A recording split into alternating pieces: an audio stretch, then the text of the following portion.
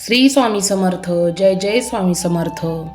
तुम्हाला पारायण करायला वेळ नाही तर हा उपाय फक्त तुमच्यासाठी 21 दिवसांचा प्रभावी उपाय आहे. तुम्ही वाचन केलं नाहीत तरी चालेल, फक्त हा उपाय तुम्ही 21 दिवस कंटिन्युअस करा, तुम्हाला फळ नक्की मिळेल. तर चला सुरुवात करूया. मी अमृता भंडारी. आज स्वामी समर्थांच्या अशा जपाबद्दल जो शांतपणे मनाने प्रसन्न होऊन जर केला तर स्वामी हळूच आपल्या आयुष्याची दिशा बदलतात. हा उपाय गाजावाजा करणारा नाही, पण अनुभव मात्र देणारा आहे.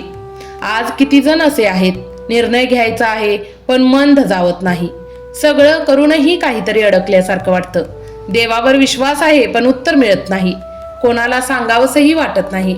अशा वेळी श्री स्वामी समर्थ थेट हात धरत नाहीत, पण जपाच्या माध्यमातून आपल्याला स्वतःशी जोडतात. तर 11 माळी जप म्हणजे नेमकं काय आणि 11 माळी जप का करायचा हे आपण इथे बघणार आहोत.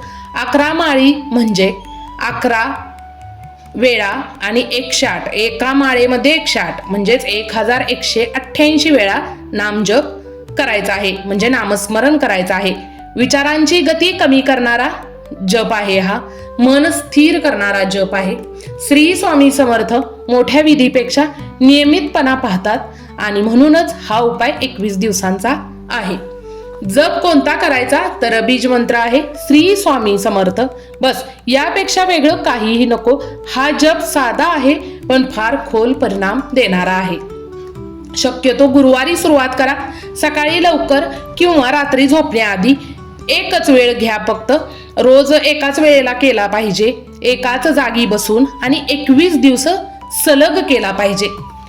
तर लागणारे साहित्य असं आहे: स्वामी समर्थांची मूर्ती किंवा फोटो, जपमाळा, दिवा, शांत जागा आणि एक जागा धरून ठेवा, तीच तुम्ही 21 दिवस त्याच जागेवर बसून करायचं आहे.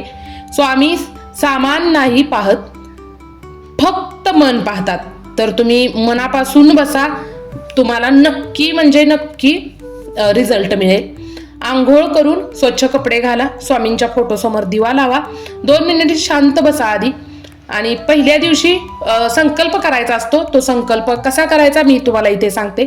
श्री स्वामी समर्थ, मी म्हणजे तुमचं नाव घ्या, मी अमृता आजपासून 21 दिवस 11 माळी श्री स्वामी समर्थ हा जप करीत आहे. माझ्या आयुष्यातील गोंधळ, अडथळे आणि समभ्रम दूर करा. जाणून अजाणून चूक झाली असेल तर क्षमा करा. आणि तुम्हाला जर कोणती दुसरी अपेक्षा असेल किंवा दुसरं काही जर तुमचा संकल्प असेल तर तुम्ही तोही बोलू शकता इथे. हा संकल्प फक्त पहिल्या दिवशी करायचा असतो आणि त्या दिवशीच पुरेसा आहे. जपाची पद्धत अशी आहे: डोळे अर्धवट बंद ठेवा, मनात किंवा हळू आवाजात जप करा. श्री स्वामी समर्थ, एक माळ 108 वेळा, अशा 11 माळी करायच्या आहेत. माळ मोजण्यात चूक झाली तर पुन्हा सुरू करू नका, स्वामी चुका धरत नाहीत, तिथून पुढेच तुम्ही कंटिन्यू करायचं आहे.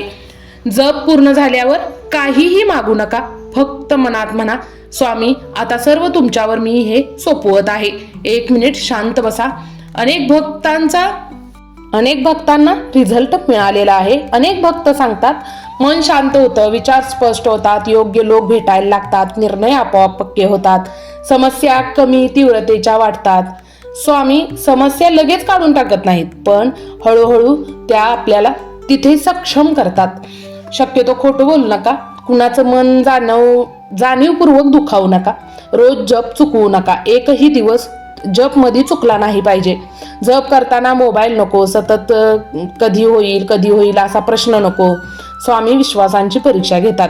तर तुम्ही हे सगळं इथे पाळायचं आहे.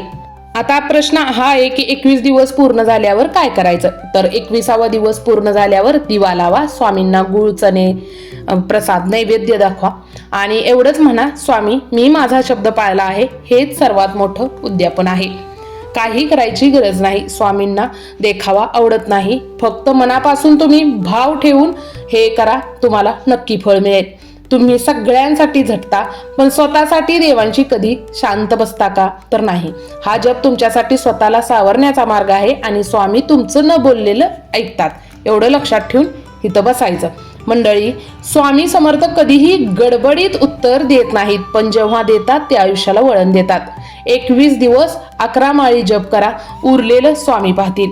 श्री स्वामी समर्थ. जय जय स्वामी समर्थ. व्हिडिओ आवडला तर एक लाईक नक्की करा. लवकरच भेटू अशाच एखाद्या व्हिडिओमध्ये. तोपर्यंत स्वतःची काळजी घ्या आणि आपल्या घरातल्यांचीही काळजी घ्या. धन्यवाद. धन्यवाद. धन्यवाद.